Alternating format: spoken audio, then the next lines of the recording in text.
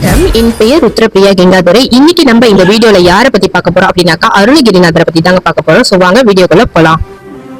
தமிழ் கடவுளாகவும் குன்றுதோறும் அமர்ந்து குறை தீர்க்கும் குகனாகவும் விளங்குபவன் முருகப்பெருமான். அம்முருகனையே தந்தையாகவும் குருவாகவும் கடவுளாகவும் போற்றி வழிபட்டு உயர்ந்த அடியார்கள் எண்ணற்றோர். அம்முருகன் அடியார்களும் தலை சிறந்தவராக திகழ்பவர் அருணகிரிநாதர். அருணகிரிநாதரின் வாழ்க்கை ஒரு சாதாரண வரலாறு அல்ல. அது தவறுகளால் சிதைந்த மனிதன் தெய்வ அருளால் எவ்வாறு மறுபிறவி எடுக்கிறான் என்பதற்கான ஆன்மீக பயணம். வாக்கிற்கு அருணகிரி என்று போற்றப்படும் அருணகிரிநாதர் 15ஆம் நூற்றாண்டில் திருவண்ணாமலையில் வணிகர் குலத்தில் பிறந்தார். தந்தை திருவெண்காடர், தாயார் முத்தம்மை. அருணகிரிக்கு ஆதி என்றொரு மூத்த சகோதரி இருந்தார். அருணகிரியின் தந்தை சிறு வயதிலேயே துறவு பூண்டு சென்று விட்டார். அதனால் அவரை அன்போடு வளர்த்து வந்தாள் அன்னை முத்தம்மை. அருணகிரிக்கு இள வயதிலேயே நல்ல அறிவாற்றலும் அரிய நினைவாற்றலும் கவித்திறனும் இருந்தன. அவர் திண்ணை பள்ளியில் படித்து வரும் காலத்தில் திடீரென தாயார் முத்தம்மை காலமானார். தந்தை தாய் இருவரையும் இழந்து வருந்திய அருணகிரியை தாய் போல் இருந்து அவரது சகோதரி ஆதி வளர்த்து வந்தார். தமிழின் மீது ஈடுபாடு கொண்டு அதில் இருந்த இலக்கிய இலக்கணங்களை சிறப்புடன் கற்றுத் தேர்ந்தார் அருணகிரி. திருமணமும் நடைபெற்றது. ஆனால் இளமை முதுக்காலும் செல்வ செருக்கினாலும் தீய நண்பர்களின் தொடர்பாலும் பரத்தையரை நாடி செல்ல ஆரம்பித்தார். இளமையிலேயே பெண்ணாசை, தீய பழக்கங்கள், இன்ப வாழ்க்கை இவையால் அவர் வாழ்க்கை தவறான பாதையில் சென்றது. அவர் சொத்துக்களை இழந்தார், மரியாதையை இழந்தார், உறவுகளை இழந்தார். அதோடு மட்டுமல்லாமல் கொடிய நோயும் அவரை தாக்கியது. பரத்தையரும் இவரை ஒதுக்கினர். இளமை வேட்கையால் தவித்த அவர் பரத்தையரிடம் செல்வதற்காக சகோதரியிடம் பொருள் கேட்டார். வறுமையின் பிடியில் இருந்த சகோதரியோ நொந்து போய் தன்னிடம் பணமில்லை என்றும் நானும் ஒரு பெண்தான் என்றும் கூறினார். அந்த சொல் தீயாய் அருணகிரியின் உள்ளத்தை சுட்டது. ஆசை விட்டது, அகம் தெரிந்தது, உடல் தளர்ந்தது. ஆனாலும் குற்றச் செயல் முள்ளாய் மனதை உறுத்த, செய்த பாவங்களுக்கு பிராய்ச்சித்தமாக உயிரை மாய்த்து கொள்ள எண்ணி வீட்டை விட்டு வெளியேறினார். அப்போது ஒரு பெரியவர் அவரை சந்தித்தார். குன்றுதோறாடும் குமரனை பற்றியும் சரவண பவ மந்திரத்தின் தத்துவத்தையும் எடுத்துரைத்தார். ஆனால் மனக்குழப்பத்தில் இருந்த அருணகிரிக்கு முழுமையான தெளிவு கிடைக்கவில்லை.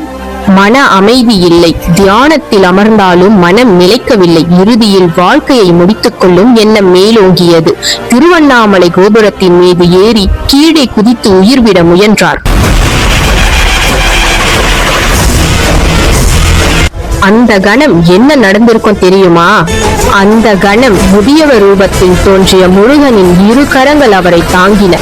குன்றுதோறாடும் குமரன் தன் திருக்கோலத்தில் காட்சியளித்தான். முருகன் தன் வேளால் அருணகிரிநாதரின் நாவில் ஓம் எனும் பிரணவ மந்திரத்தை பொறித்தார். வீழ்ந்த மனிதன் விடுதலை பெற்ற யோகியானான். முருகப்பெருமான் இந்த பிறவியில் இன்னும் செய்ய வேண்டியதை உனக்கு உண்டு. எம்மை பாடு, பாடி பிறரை உயிர்த்து பின்னர் என்னிடம் வந்து சேர்வார் என்று அருளினார். பின் அருணகிரியின் தாயார் பெயரான முத்து என்பதையே முதல் வாக்கியமாக கொண்டு தம்மை பாடும்படி முத்தை தரு என முதற் சொல்லை எடுத்துக் கொடுத்தார் முருகப்பெருமான்.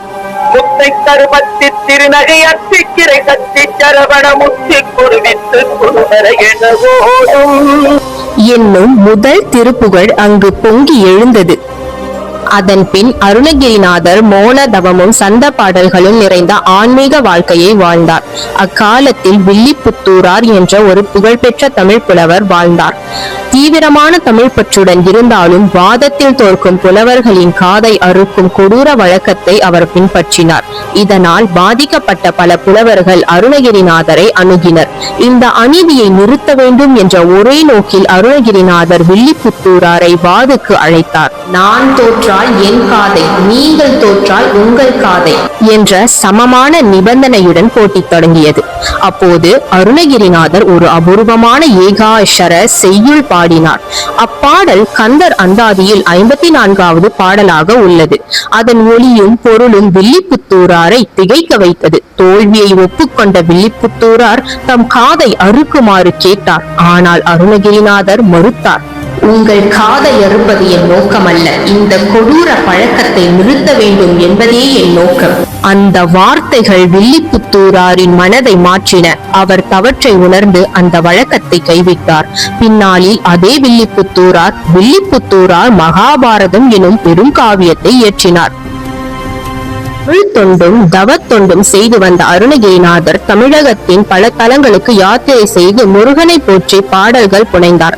ஒரு காலத்தில் முருகப்பெருமானின் கட்டளையின்படி அவர் பல ஆண்டுகள் மௌன தவத்தில் இருந்தார். பின்னர் முருகப்பெருமானின் அழைப்பிற்கு விராலிமலை சென்று வழிபட்ட போது வள்ளி தெய்வானையுடன் காட்சியளித்த முருகன் அருணகிரிக்கு அட்டமா சித்திகளையும் நினைத்த உருவில் தோன்றும் வரத்தையும் அருளினார். அதன் பின் திருப்பத்தூர், குன்றக்குடி, பிள்ளையார்பட்டி, மதுரை, ராமேஸ்வரம், சுவாமிமலை, திருவையாறு, திருச்செங்கோடு, வயலூர் போன்ற தலங்களுக்கு சென்று திருப்புகழ் பாடல்களையும் கந்தர் அலங்காரத்தையும் இயற்றி இறுதியில் திருவண்ணாமலைக்கு வந்து சேர்ந்தார். ஒரு நாள் பிரபுதேவராய மன்னருக்கு கண் பார்வை நோய் ஏற்பட்டது. மன்னரின் நிலையை அறிந்து அந்நோயின் தீர்வாக கருதப்படும் பாரிஜாத மலரினை தேடி தேவலோகம் செல்ல அருணகிரிநாதரால் மட்டும்தான் முடியும் என்று கூற அருணகிரிநாதருக்கு அம்மலரை கொண்டு வர கட்டளையிட்டார். தேவலோகத்திற்கு மனித உடலால் செல்ல முடியாத காரணத்தால் உடலை மறைத்து கிளி உருவம் கொண்டு பாரிஜாத மலரை கொண்டு வர சென்றார்.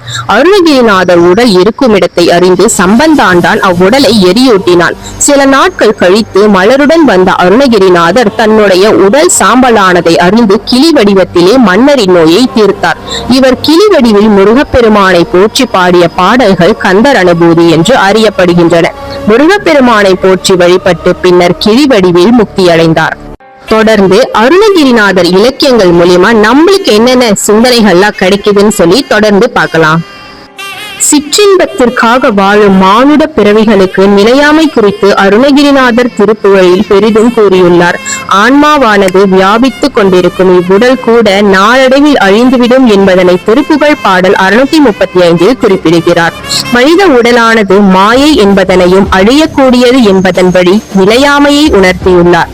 மேலும் வாழ்வில் காணப்படும் செல்வங்கள், சுற்றத்தார், குடும்பம், மனைவி, பிள்ளைகள் அனைத்தும் மாயை என்பதனை திருப்புகழ் பாடல் 87 குறிப்பிடுகிறார்.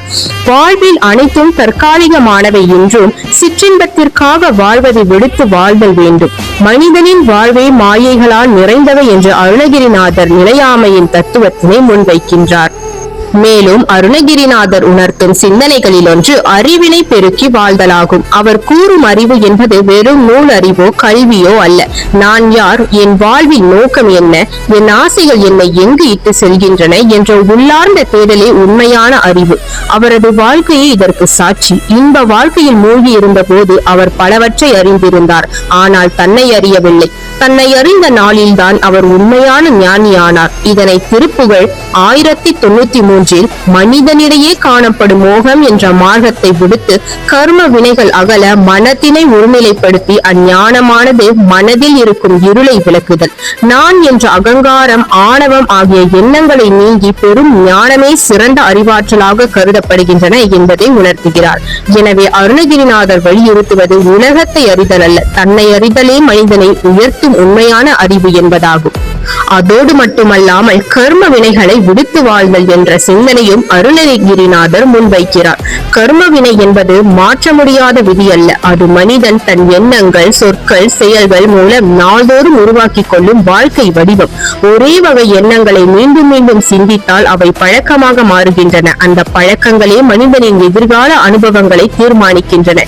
இதனால் தான் அருணகிரிநாதர் கந்தர் அனுபூதி பாடல் 7 மனதானது வீணாக தீய செயல்களையும் எண்ணங்களையும் செய்கின்ற கெட்ட மனத்தினை மாற்றும் வழியாதெனில் தீய செயல்கள் செய்வதனை விட்டொழித்து மனதால் தான தர்மங்களை செய்து புண்ணிய காரியங்களை சேர்த்து வைக்க வேண்டும் என்கிறார் அருணகிரிநாதர். ஆகவே இவ்வாறு பாவ வாழ்வின் இருளில் மூழ்கி இருந்த ஒரு மனிதன் முருகப்பெருமானின் கருணையால் மெய்ஞான ஒளியில் உயர்ந்த வரலாறே அருணகிரிநாதரின் வாழ்க்கை. அவர் வாழ்க்கை ஒரு தனி மனிதனின் கதை அல்ல. தவறுகளில் இருந்து திரும்பி வர முடியாது என்று நினைக்கும் ஒவ்வொரு மனிதனுக்கும் அளிக்கப்படும் தெய்வீக அழைப்பாகும். உடல் இன்பம், செல்வம், உறவுகள் அனைத்தும் நிலையற்றவை. இறைவன் அருளும் ஞானமே நிலையானது என்பதை அவர் திருப்புகழ் முழுவதும் எடுத்துரைக்கிறார். பக்தி, தவம், மனிதநேயம், இலக்கிய பண்பு ஆகிய அனைத்தையும் ஒருங்கே கொண்ட அருணகிரிநாதர் முருகனடியார்களுக்கு மட்டுமல்ல மானுட குலம் முழுவதற்கும் ஒரு வழிகாட்டி தீபம். அவரின் வாழ்க்கை நமக்கு சொல்லும் ஒரே செய்தி இதுதான்: வீழ்ந்தாலும் எழ முடியும், மாறினாலும் முக்தி கிடைக்கும். முருகன் நினைத்தால் மனிதன் மகானாக முடியும். நன்றி.